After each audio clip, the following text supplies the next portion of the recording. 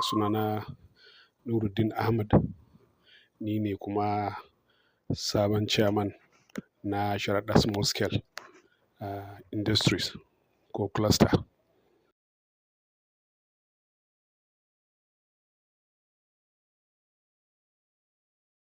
To yanzu aƙalla mun kai kusan shekara 1 da rabi a wannan kujera, wanda aka yi zaɓe kuma alhamdulillah jama'a suka mun muka cancanta mu riƙe shugabancin wannan masana'antu na Sharaɗa Small Scale.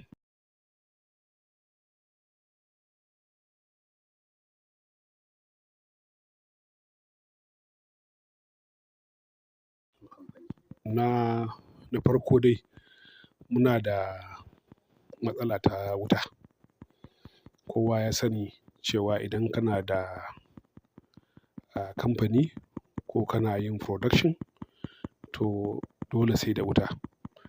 To ɗaya daga cikin matsalolin da muka samu a nan shine matsalar wuta.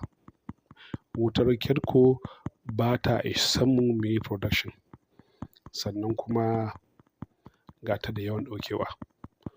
So mun nemo mutane waɗanda mun zauna da su za su kawo mana wuta tasu ta kansu, wanda mu za mu ringa siya kuma kaga za mu samu wuta kenan private, wadda kuma aƙalla za mu yi awa 24 muna amfanarta. Wannan wuta ana yin ta da wani sabon tsari na sinadari wanda ake ce da CNG da gas ake amfani da shi, kuma kuɗin tsadarsa bai kai tsadar wutar da muke sha ta KEDCO ba.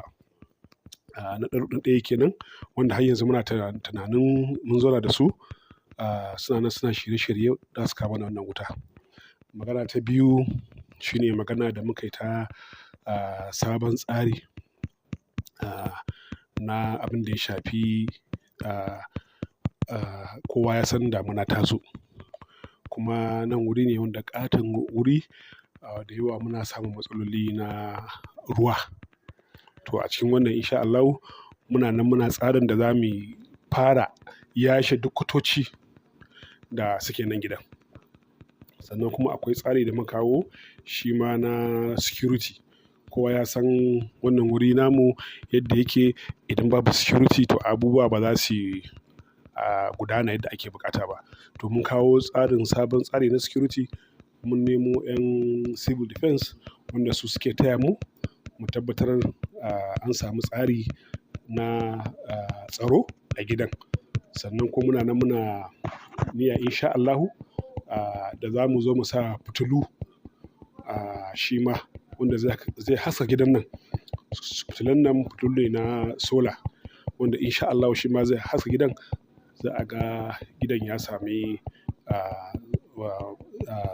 haske da daddare insha Allahu. Shugabanci a nan gidan yana da akwai masu harkar ruwa suna shugabancinsu. Akwai masu harkar plastics suna da shugabancinsu. Akwai masu recycling su ma akwai shugabanninsu. Akwai masu harkar yogurt su ma akwai nasu. To wurare ne sosai da yawa wanda ke a nan gidan wanda yake kowanne, amma dai ga baki ɗayansu umbrella ɗaya ce. Ita wannan mu ne shugabannin wanda ya shafi duk wanda yake aiki ko yake sana'a a wannan gida na Sharaɗa Small Scale. Ai tare da su muke.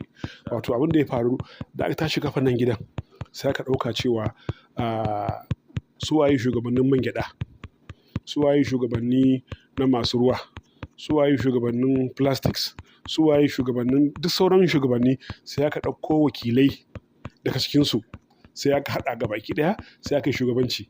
To kaga kowa yana da cewa a cikin wannan shugabanci tunda daga baki ɗaya haɗa aka fitar da wannan tsari.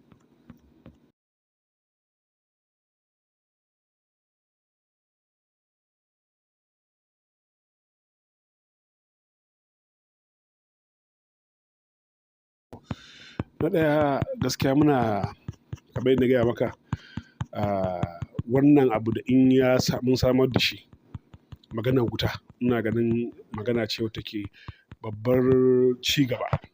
Muna sa ran insha Allahu mu ne za mu fara kawo maganar wuta CNG a nan gidan.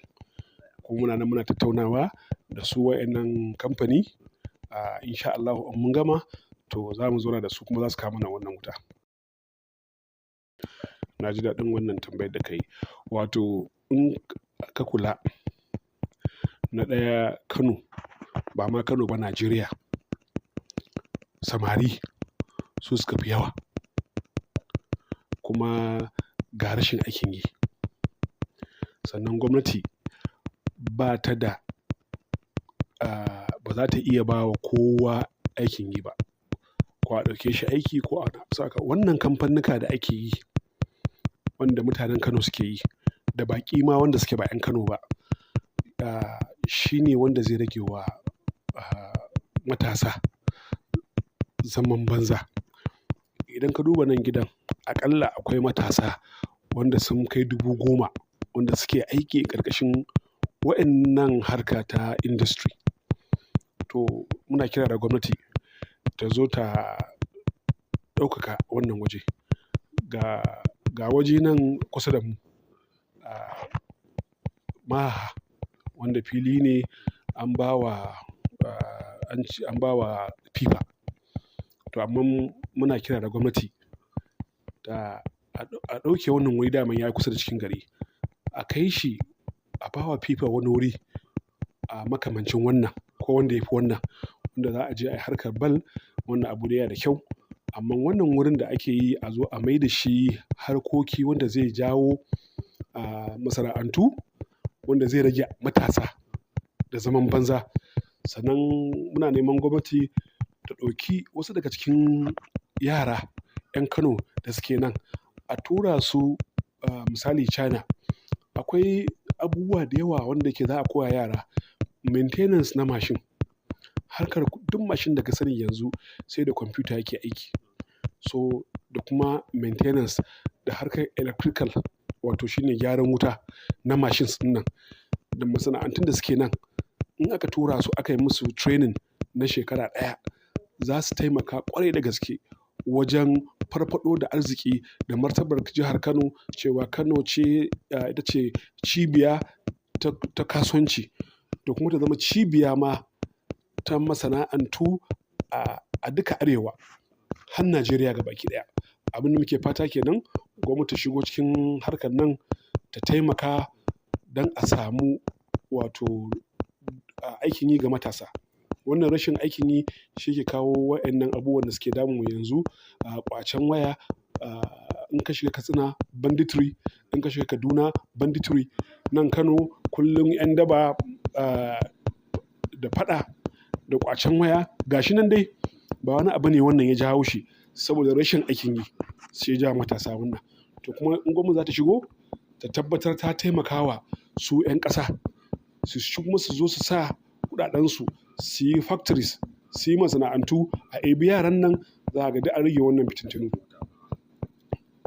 Sannan kuma ga harkar wuta, yanzu gwamnatin tarayya da kuma gwamnatin jihar Kano suna yin ƙoƙarin gwamnatin Kano ta yi kanta wutar kanta. To wannan zai taimaka ƙwarai da gaske.